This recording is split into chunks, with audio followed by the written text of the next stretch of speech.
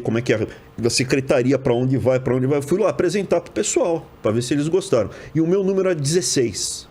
16 ministérios. Ah, tá. Ele aí eu reduzi. Tava com quantos?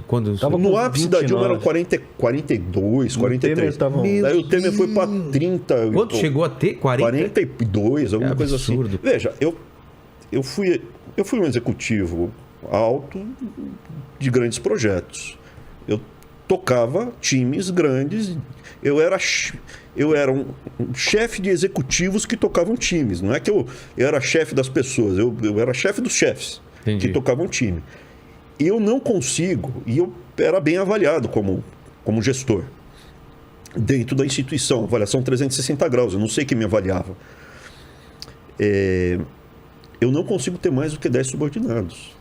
O meu subordinado direto, que tal, você está com esse projeto, tá, beleza? Sei. Eu tenho que ter pelo menos uma reunião semanal com ele. Claro. E eu tenho que fazer todas 40. As outras coisas. Meu, eu não consigo ver como você possa ter mais do que 20 ministérios.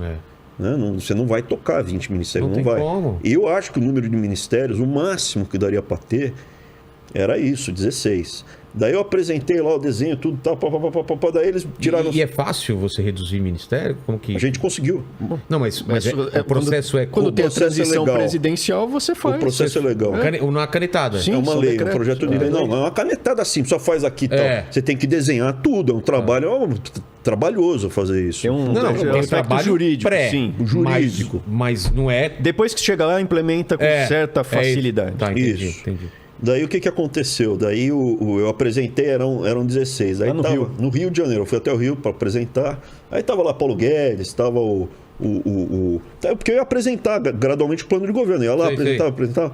Aí tiraram um mega barato. Lá, pô, você é estatista, você quer reduzir só para 16, reduz isso aí para 10. Falou, pô, mas não dá para 10. Eu vi ali, não tem como. Então põe 12, eu acho que vai ser difícil reduzir, porque não sei o que lá tal. Olha, não sendo 13, tudo bem, mas eu quero um número menor do que esse daí. Aí eu reduzi para 14. Eu consegui baixar mais 2. Daí eu voltei a apresentar e ficou 14. Daí, pô, foi aumentando. Quando ganhou, na transição, o Onyx virou o ministro-chefe da transição, era o presidente Bolsonaro, quem tocava a transição era o Onyx. E eu era o secretário executivo. Ele era o secretário executivo do Onyx, quer dizer, ele era o braço abaixo direito, do Onyx. Era ele. Era eu. E eu era o coordenador da equipe de previdência. Entendi. Na transição. E aí já começou a aparecer a gente na mídia. Daí o que aconteceu? Lá na transição começou a aparecer lá, ministério disso, ministério daquilo, turismo. Mas foi...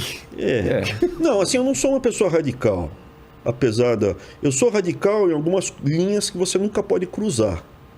Não pode cruzar certas linhas, porque daí eu não quero mais fazer negócio com você. Tipo, corrupção. Corrupção, eu não quero fazer negócio, não discuto. Né? Centrão. A gente sempre fala. Bicho, bater mais do que eu bati no Centrão, não preciso bater. Só dá o Google. Só dá um Google e ver como a gente criticou, bateu. Centrão entrou na mesma semana que eu saí. Né? A gente brigou de... Agora, precisa negociar a Previdência. Pô, a Previdência, o Rodrigo Maia falou, só põe em votação se eu puder indicar o cara do FNDE para você. Porque o Onyx estava negociando. Quem passou a Previdência no processo de negociar, amarrar tal, sem ceder ministério tal, essas coisas, foi o Onyx. Entendi. Depois que o Ramos substituiu o Onyx e teve essa mudança, o general Ramos. E depois agora o Ciro Nogueira, né? Então foi um processo. Nessa fase... Na transição, você está falando? Não. Na transição eu te conto, mas só para falar. Na Previdência, como a gente sabia da importância que o Brasil ia estourar, ia ter corrido, o câmbio ia estar a 15 agora, se não fosse a Previdência. A gente chegou lá, eu estava envolvido em Onyx, que a gente é amigo, eu gosto muito do Onyx.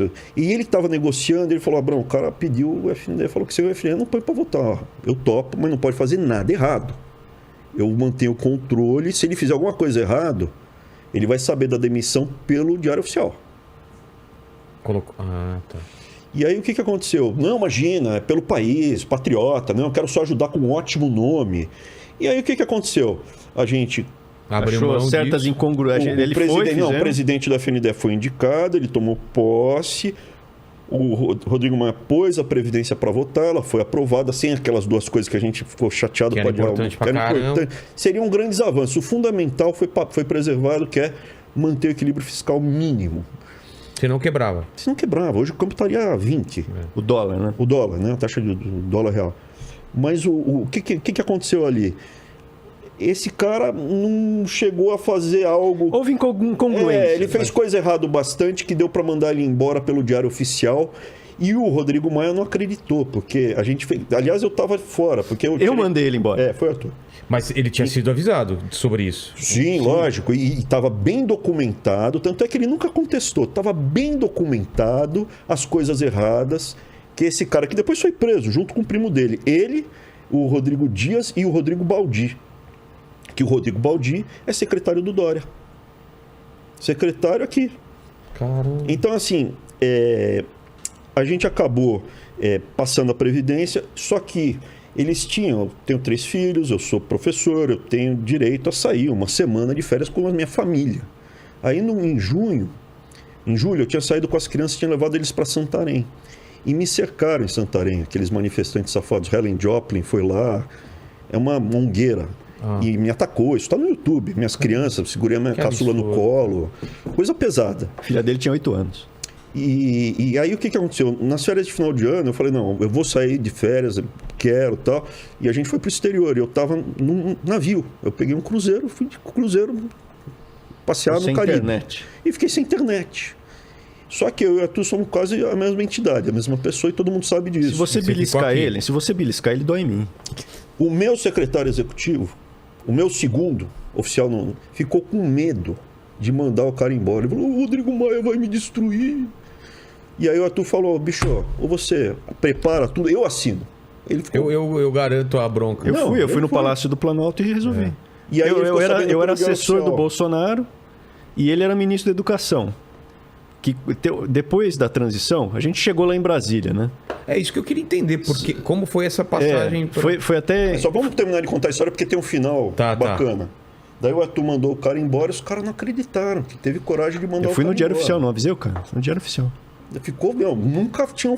Como? E ele já estava pronto para, utilizando o FNDE, ter um bom relacionamento com muita gente, muitos parlamentares, para garantir que ele pudesse ser reeleito ou indicar o próximo presidente da Câmara. Então ele estava pronto para morder o bolo. O bolo estava pronto, a gente puxou, ele bateu o dente. Por isso que naquele começo de ano, depois quando eu saí do país, ele urrava, ele fala do meu nome assim, ele tem espasmos, o Rodrigo Maia, quando fala do meu nome. Pode ver, tá tudo documentado no YouTube. Sim. O Centrão odeia Weintraub. Mas eu então te interrompi. Agora então você a gente até vamos fazer essa linha do tempo, porque eu estou entendendo agora a linha do tempo.